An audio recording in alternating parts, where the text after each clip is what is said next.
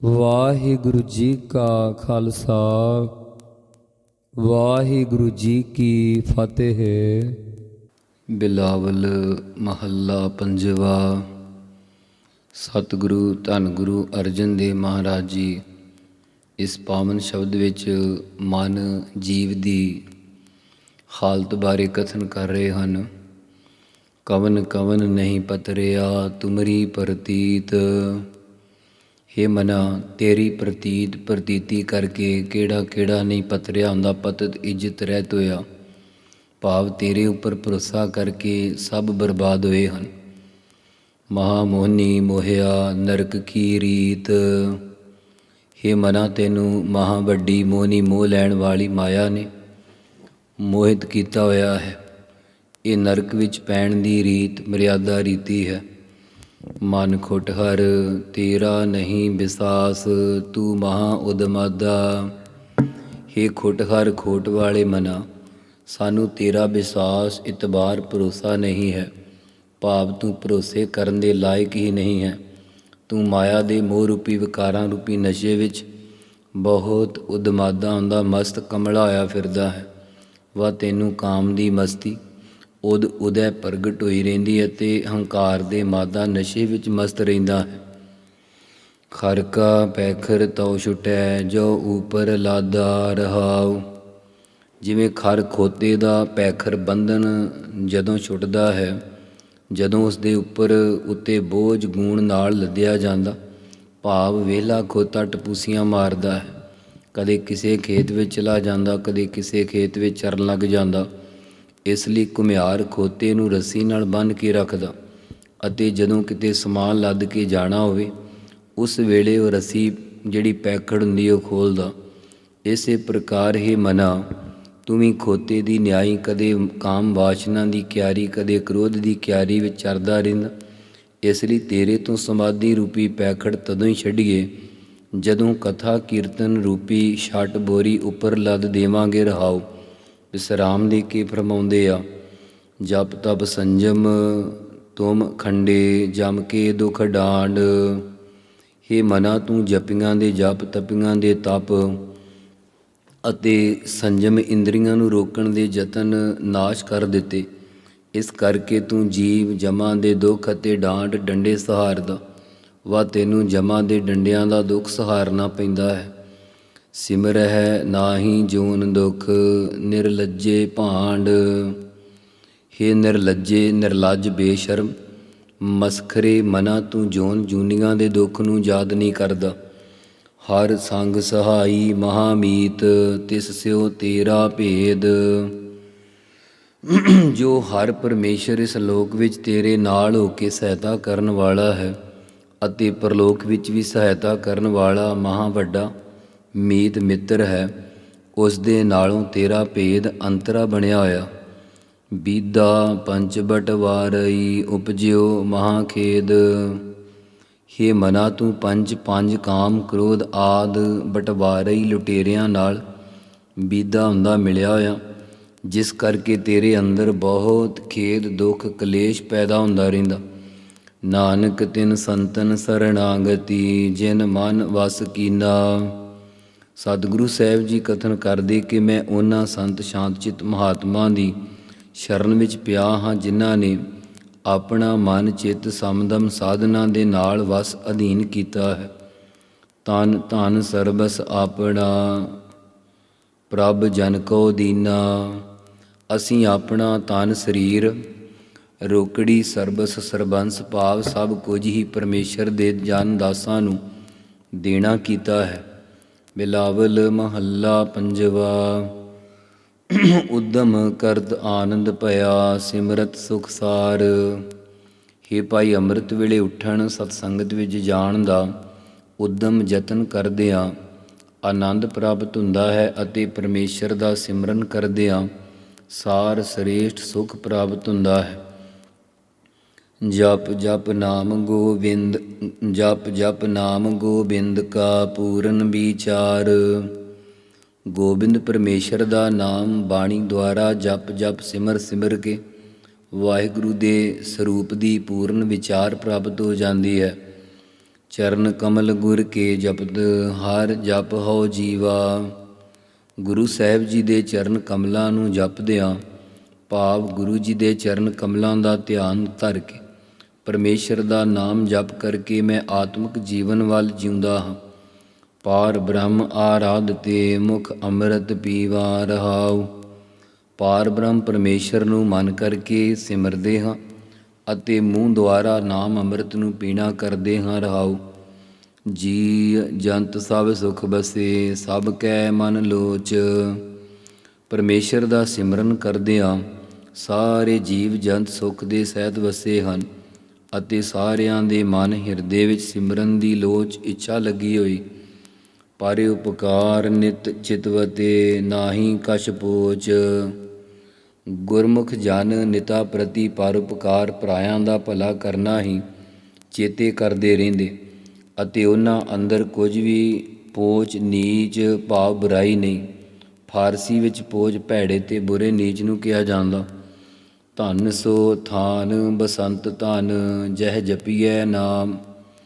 ਉਹ ਸਤ ਸੰਗਤ ਰੂਪੀ ਥਾਂ ਵੀ ਧਨਤਾ ਯੋਗ ਹੈ ਅਤੇ ਉਸ ਵਿੱਚ ਬਸੰਤ ਵਸਣ ਵਾਲੇ ਗੁਰਮੁਖ ਜਨ ਵੀ ਧਨਤਾ ਯੋਗ ਆ, ਜਿੱਥੇ ਪਰਮੇਸ਼ਰ ਦਾ ਨਾਮ ਜਪੀਦਾ ਹੈ। ਕਥਾ ਕੀਰਤਨ ਹਰ ਅਤ ਘਨਾ, ਸੁਖ ਸਹਿਜ ਬਿਸਰਾਮ। ਸਤ ਸੰਗਤ ਵਿੱਚ ਪਰਮੇਸ਼ਰ ਦੇ ਸਰੂਪ ਲੱਖਣਾਂ ਤੇ ਤਟਸਥੀ ਲੱਖਣਾਂ ਵਾਲੀ ਕਥਾ ਤੇ ਹਰੀ ਦੇ ਕੀਰਤਨ ਜਸ ਦਾ ਅਤਿਅੰਤ ਘਨਾ ਪ੍ਰਵਾਹ ਚੱਲਦਾ ਹੈ ਅਤੇ ਸਹਿਜ ਸੁਭਾਵਿਕ ਹੀ ਸੁਖ ਸਰੂਪ ਵਿੱਚ ਬਿਸਰਾਮ ਸਥਿਤੀ ਹੋ ਜਾਂਦੀ। ਮਨ ਤੇ ਕਦੇ ਨ ਵਿਸਰੈ, ਅਨਾਥ ਕੋ ਨਾਥ। ਇਸ ਕਰਕੇ ਅਨਾਥ ਯਤੀਮਾਂ ਦਾ ਨਾਥ ਮਾਲਕ ਪ੍ਰਭੂ ਹਿਰਦੇ ਤੋਂ ਕਦਾਚਿਤ ਵੀ ਭੁੱਲਣਾ ਨਹੀਂ ਚਾਹੀਦਾ। ਨਾਨਕ ਪ੍ਰਭ ਸਰਣਾਗਤੀ, ਜਾ ਕੈ ਸਭ ਕਿਛ ਹਾਥ। ਸਤਿਗੁਰੂ ਸਾਹਿਬ ਜੀ ਕਥਨ ਕਰਦੇ ਕਿ ਉਸ ਪਰਮੇਸ਼ਰ ਦੀ ਸਰਣਾਗਤੀ ਸ਼ਰਨ ਵਿੱਚ ਪੈਣਾ ਕਰੀਏ ਜਿਸ ਪਰਮੇਸ਼ਰ ਦੇ ਸਾਰਾ ਕੁਝ ਹੀ ਹੱਥ ਵਿੱਚ ਅਧੀਨ ਆ। ਬਿਲਾਵਲ ਮਹੱਲਾ ਪੰਜਵਾ। ਜਿਨ ਤੂੰ ਬੰਦ ਕਰ ਛੋੜਿਆ, ਫੁਨ ਸੁਖ ਮਹਿ ਪਾਇਆ। ਹੇ ਜੀਵ, ਜਿਸ ਪਰਮੇਸ਼ਰ ਨੇ ਤੈਨੂੰ ਮਾਤਾ ਦੇ ਗਰਭ ਵਿੱਚ ਬੰਨ੍ਹ ਕਰਕੇ ਛੱਡਿਆ ਹੈ, 9 ਮਹੀਨੇ ਦਾ ਨਿਯਮ ਬੰਨ੍ਹ ਕੇ ਤੈਨੂੰ ਗਰਭ ਵਿੱਚੋਂ ਬਾਹਰ ਕੱਢਣਾ ਕੀਤਾ। ਫੁਨ ਹੁੰਦਾ ਫਿਰ ਮਾਤਾ ਪਿਤਾ ਦੀ ਗੋਦ ਵਾ ਜਗਤ ਦੇ ਸੁੱਖਾਂ ਵਿੱਚ ਪਾਉਣਾ ਕੀਤਾ ਹੈ, ਅਥਵਾ ਜਿਸ ਵਾਹਿਗੁਰੂ ਨੇ ਤੈਨੂੰ ਹੰਗਤਾ ਮਮਤਾ ਦੇ ਬੰਧਨਾਂ ਤੋਂ ਛੁਡਾਇਆ ਹੈ ਅਤੇ ਫਿਰ ਸਾਧ ਸੰਗਤ ਦੁਆਰਾ ਤੈਨੂੰ ਸੁਖ ਸਰੂਪ ਵਿੱਚ ਪਾਇਆ ਹੈ। ਸਦਾ ਸਿਮਰ ਚਰਨਾਰ ਬਿੰਦ, ਸੀਤਲ ਹੋ ਤਾਇਆ।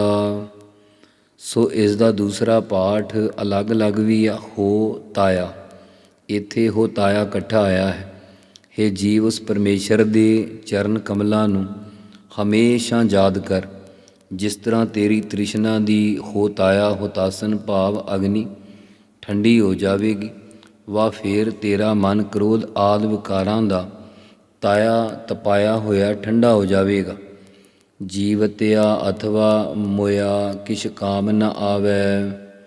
ਜਿਉਂਦਿਆਂ ਅਥਵਾ ਜਾਂ ਮਰੇ ਹੋਇਆਂ ਦੁਨੀਆ ਦੇ ਪਦਾਰਥ ਕਿਸੇ ਵੀ ਕੰਮ ਨਹੀਂ ਆਉਂਦੇ। ਜਿਨ ਇਹ ਰਚਨ ਰਚਾਇਆ, ਕਉ ਤਿਸ ਸਿਉ ਰੰਗ ਲਾਵੈ। ਰਹਾਉ।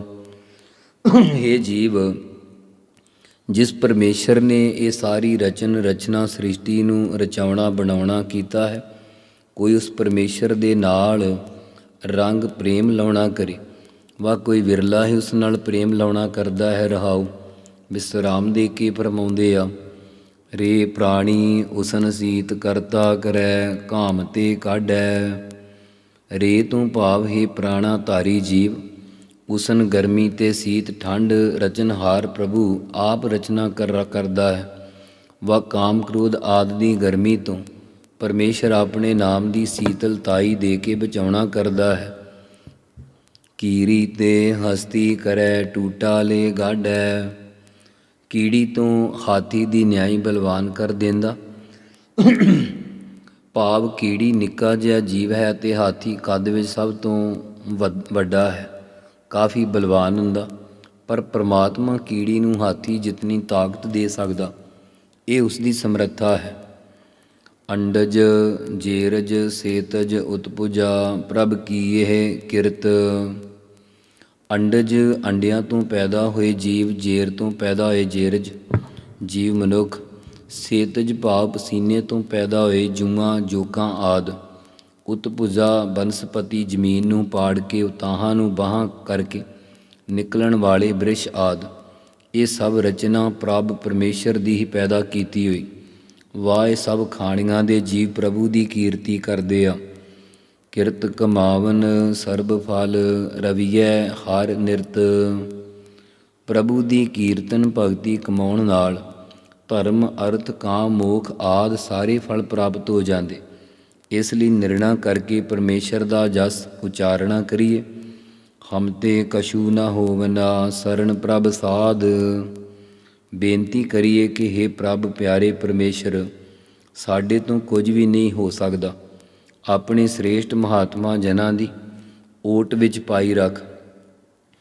ਮੋਹ ਮਗਨ ਕੂਪ ਅੰਧ ਤੇ ਨਾਨਕ ਗੁਰ ਕਾਢ। ਸਤਿਗੁਰੂ ਸਾਹਿਬ ਜੀ ਕਥਨ ਕਰਦੇ ਆ ਕਿ ਹੇ ਪ੍ਰਭੂ, ਮੋਹ ਦੀ ਮਗਨਤਾ ਅਤੇ ਸੰਸਾਰ ਰੂਪੀ ਅੰਨੇ ਖੂਹ ਤੋਂ ਗੁਰਾਂ ਦੁਆਰਾ ਕੱਢਣਾ ਕਰ। ਹਮ ਤੇ ਕਛੂ ਨਾ ਹੋਵਨਾ ਸਰਣ ਪ੍ਰਭ ਸਾਧ। ਮੋਹ ਮਗਨ ਕੂਪ ਅੰਧ ਤੇ ਨਾਨਕ ਗੁਰ ਕਾਢ। ਵਾਹਿਗੁਰੂ ਵਾਹਿਗੁਰੂ ਵਾਹਿਗੁਰੂ ਵਾਹਿਗੁਰੂ ਵਾਹਿਗੁਰੂ ਵਾਹਿਗੁਰੂ ਵਾਹਿਗੁਰੂ ਵਾਹਿਗੁਰੂ ਵਾਹਿਗੁਰੂ ਵਾਹਿਗੁਰੂ ਵਾਹਿਗੁਰੂ ਵਾਹਿਗੁਰੂ ਵਾਹਿਗੁਰੂ ਵਾਹਿਗੁਰੂ। ਵਾਹਿਗੁਰੂ ਜੀ ਕਾ ਖਾਲਸਾ, ਵਾਹਿਗੁਰੂ ਜੀ ਕੀ ਫਤਿਹ।